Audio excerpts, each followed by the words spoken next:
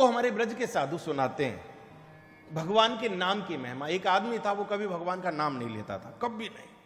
तो बड़ी चर्चा, घर वाले बड़े परेशान कि यार ये तो कभी भगवान का नाम नहीं लेता, क्या करें। एक दिन कोई वृंदावन के साधु आ गए, तो उनसे कहा महाराज जी बड़ी दिक्कत है। बोले क्या हुआ? बोले ये तो कभी नाम ही नहीं लेता भगवान का, इसका कल्याण कैसे होगा? तो महाराज जी बोले अच्छा लाओ हमको मिलवाओ। महाराज जी गए, पास में बातचीत हुई। तो महाराज जी बोले क्यों भाई तुम नाम नहीं लेते हो भगवान का? तो बोला कि नहीं लेते नहीं ना। बोले क्या नाम नहीं लेते हो? अच्छा वो भी बड़ा चतुर था, वो समझ गया कि ऐसे कह के राम नाम कहलवाना चाहते हैं। क्या नाम नहीं लेते हो? तो बोला वही नहीं लेते हैं जो तुम लेवाना चाह रहे हो। तो साधु जी बोले ये तो ज्यादा पहुंचा हुआ है। तो कहा कि भैया मरीज जब ज्यादा तबीयत खराब हो जाती है तो नर्सिंग होम ले जाना पड़ता है, इसको हॉस्पिटल ले जाना पड़ेगा। बोले मतलब? बोले हम अपने आश्रम में ले जा रहे हैं। बोले ले जाओ। ये अपने आश्रम में ले आए, महाराज जी के साथ चेला बड़े जबरदस्त एकदम बढ़िया, खूब चने नहीं खाए हुए, तंदुरुस्त। तो कहा कि एक काम करो। बोले क्या? बोले इसको एक कमरे में बंद कर दो। एक कमरे में ले जाकर के बंद कर दिया। और महाराज जी ने कहा ताला तब तक मत खोलना जब तक राम नाम न गाने लगे। न इसको पानी देना एक बूंद भी, न भोजन देना, न प्रसादी देना, न कुछ देना। तब तक कुछ देना ही नहीं जब तक भगवान का नाम न गाए। सुबह से शाम होने को आ गई, गला सूख गया, प्यास लगने लगी, घबराहट में डूब गया, मरता क्या न करता। तो चीख पड़ा अरे कोई दरवाजा खोलो। चेला दौड़ करके महाराज जी के बोले, महाराज जी बोले हाँ दरवाजा खोलने के लिए चिल्ला रहा है। महाराज जी बोले नहीं बिल्कुल नहीं खोलना। तो शिष्यों ने कहा जब तक राम नाम नहीं लोगे दरवाजा नहीं खुलेगा। बोला मैं नाम लेने के लिए तैयार हूं। शिष्य फिर भाग के गए। गुरु जी बोले हाँ। बोले वो तो नाम लेने के लिए तैयार है। तो बोले चलो। महाराज जी आए बाहर से। बोले हाँ। बोले नाम तो लूंगा। बोले लेकिन एक ही बार लूंगा। तो गुरु जी बोले कोई बात नहीं तू ले तो सही। इसने अंदर से बोला राम। गुरु जी बोले दरवाजा खोल दो, हो गया काम। बाहर निकाल लिया, खूब बढ़िया खीर पूड़ी खिलाई, घर के लिए भेज दिया।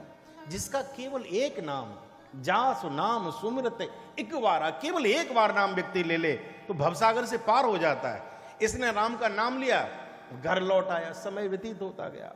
कुछ दिन बाद क्या हुआ कि सबकी मृत्यु एक न एक दिन होनी है, तो इसकी मृत्यु हुई। मृत्यु के बाद जब ये ऊपर पहुंचा तो इसका वो लेखा जोखा देखा गया। तो देखा कि अरे भाई ये तो बड़ा पापी है। ये मानवाह पाप कृतस्तु सर्वदा सदा दुराचार रता विमार्गा क्रोधाग्नि दग्धा कुटिलाश्च। अरे इसका पूरा जीवन निकल गया पाप करते करते, तो पापी है। कहां जाओगे? बोले नरक जाएगा सीधा। तो तब तक एक बोला कि बोले एक थोड़ा शुभ कृत्य किया है। बोले क्या? बोले एक बार भगवान का नाम लिया है इसने। तो कहा कि बताओ तुमने जीवन में एक बार राम नाम लिया है तो स्वर्ग जाना चाहोगे, पहले राम नाम का फल भोगना चाहोगे, या नरक जाना चाहते हो? तो इसने कहा ऐसा करो, नरक तो पूरी जीवन ही रहना है, राम नाम का जो फल है वो पहले दे दो, बाकी बाद में देखेंगे। तो कहा भाई ऐसा करो, इसको सीधे सीधे यहां से लेकर के जाओ, स्वर्ग पहुंचाओ। जैसे ही स्वर्ग ले जाने की बात की, ये बोला रुको। बोले हाँ। बोले ये कन्फर्म है कि राम नाम का फल स्वर्ग है? अब वो एकदम आश्चर्यचकित रह गए। बोले कैसी बातें करता है? बोले ये निश्चित है कि राम नाम लेने का फल स्वर्ग है। मुझे राम नाम का पहले फल बताओ क्या है। अगर राम नाम का फल स्वर्ग है तो मैं स्वर्ग जाऊंगा, अगर नहीं है तो कोई बात नहीं। बड़ा बुद्धिमान व्यक्ति मुझे लगता है शायद टाटा नगर का ही रहा होगा, बड़ा योग्य, बड़ा गुणी, बड़ा विद्वान। तो बुलाए यमराज जी, बुलाए, वो देखा देखी हुई। बोले राम नाम का फल क्या है? तो पूरा वो सब देखा। बोले राम नाम का फल स्वर्ग तो नहीं। तो ये बोला पागल समझ रखा है मुझे, मैं राम नाम का फल पहले जानना चाहता हूं, स्वर्ग नहीं, मुझे पहले फल बताओ। यमराज जी बहुत देर तक विचार करते रहे। बोले कहां ले जाएं, क्या करें? बोले एक व्यक्ति हैं जो राम नाम का फल जानते होंगे। कौन? बोले भगवान शंकर। वो दिन रात गाते हैं, दिन रात गाते हैं। संत जपत शंभो अविनाशी, वो दिन रात गाते। यमराज जी इसको पकड़ करके लाए शंकर जी के कैलाश पर। जैसे ही आया, दिव्य कैलाश, भगवान शिव विराजमान थे। जैसे ही दर्शन किए प्रसन्न हो गया। भगवान शंकर के पास में यमराज जी गए तो भगवान शंकर बोले कहो क्या बात है? बोले एक समस्या आ गई। बोले क्या? बोले ये व्यक्ति आया है, राम नाम का फल जानना चाहता है। तो शंकर जी बोले तो यहां क्यों लाए हो? बोले महाराज हमको तो नहीं पता कि राम नाम का फल क्या है, आप दिन रात राम नाम गाते हो, तुमको फल पता होगा। तो शंकर जी बोले सुनो। बोले क्या? बोले गाते तो हैं, फल हमको भी नहीं पता है, हम केवल गाते हैं, हमको फल नहीं पता। तो यमराज जी बोले ये तो बड़ी समस्या हो गई, फिर क्या करें? बोले एक गवैया और है। बोले कौन? बोले नारद जी। गावत हरिगुण गान प्रवीणा, वो भी निरंतर गाते रहते हैं, उनको पता होगा कि प्रभु के नाम का फल क्या है। अब यहां से शंकर जी, यमराज जी, ये कलयुग का प्राणी नारद जी के पास पहुंचे। तो नारद जी से भी जाकर के यही बात पूछे। बोले महाराज ऐसे ऐसी बात है। नारद जी बोले गाते हो तो हम भी खूब मन लगा करके हैं, लेकिन कभी फल की इच्छा से नहीं गाया, इसलिए फल हमें भी नहीं पता है, हमको भी नहीं पता।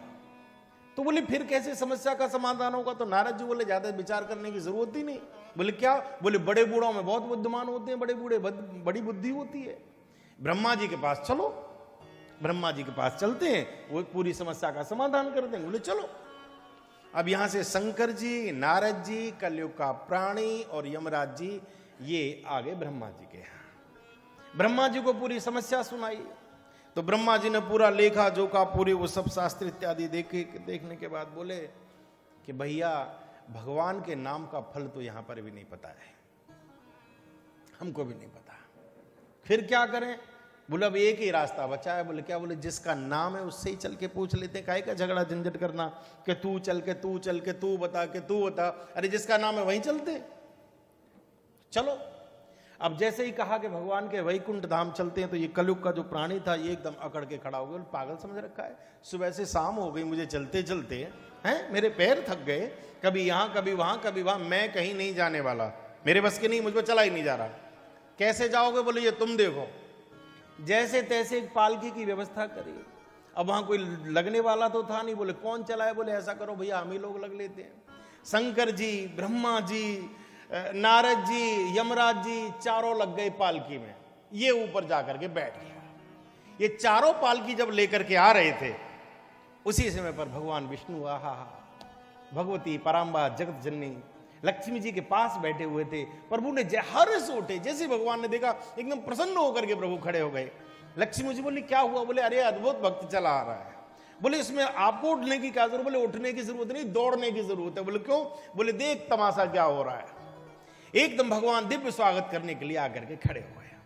पालकी आई, पालकी उतरी, भगवान ने स्वागत किया, भगवान के सामने सभी खड़े हुए। तो यमराज जी ने कहा महाराज एक समस्या अटक गई। बोले क्या? बोले इसने जीवन में एक बार राम जी का नाम लिया है और ये राम नाम का फल जानना चाहता है, आपके नाम की महिमा जानना चाहता है। आपके नाम का फल क्या है? आपके नाम की महिमा क्या है? भगवान हंस गए और ये जो व्यक्ति खड़ा था इसके पास आए। प्रभु ने इसकी नाक पकड़ी और ऐसे हिला के बोले अरे पगले कहीं के, राम नाम का फल जानना चाहता है? क्या राम नाम का इससे बड़ा कोई और फल हो सकता है कि कालम महाकाल कालम कृपालम भगवान शंकर, साक्षात काल की प्रतीक यमराज जी, भक्ति के आचार्य नारद जी, ब्रह्मा जी, चार लोग तुझे पालकी में लिए घूम रहे हैं, तू सीधा मेरे वैकुंठ धाम आ गया और मैं तेरे स्वागत में हाथ जोड़ करके खड़ा हूं, तो क्या इससे भी बड़ा कोई राम नाम का फल हो सकता है? इससे बड़ा और क्या फल चाहिए तुझे? और भगवान ने इसका हाथ पकड़ लिया और भगवान हाथ पकड़ के बोले यमराज जी से कि इसको अब यहीं छोड़ दो, मेरे वैकुंठ में ही रहेगा, इसको कहीं बाहर भेजने की जरूरत नहीं है। और प्रभु के धाम में रुक गया। ये सब तो लौट गए, लेकिन इसने फिर हाथ जोड़कर भगवान से धीरे से कहा कि प्रभु आपने वैकुंठ में रख लिया, ये तो बहुत अच्छी बात है, नरक से बच गए, ये तो बड़ी कृपा हो गई, लेकिन समस्या तो ज्यों की त्यों रही। बोले क्यों? बोले फल तो आपने भी नहीं बताया, फल तो आपने भी नहीं बताया, आपने रोक लिया, फल नहीं बताया। तो भगवान बोले इधर आ, हाथ पकड़ के दूर को ले गए, थोड़े से धीरे से कहा अब चुपचाप इस बात को यहीं खत्म कर दे। बोले राम न सकहि नाम गुण गाई, मेरे नाम की क्या महिमा ये तो मैं भी नहीं गा सकता, मैं भी नहीं बता सकता, इतनी बड़ी महिमा भगवान के नाम की।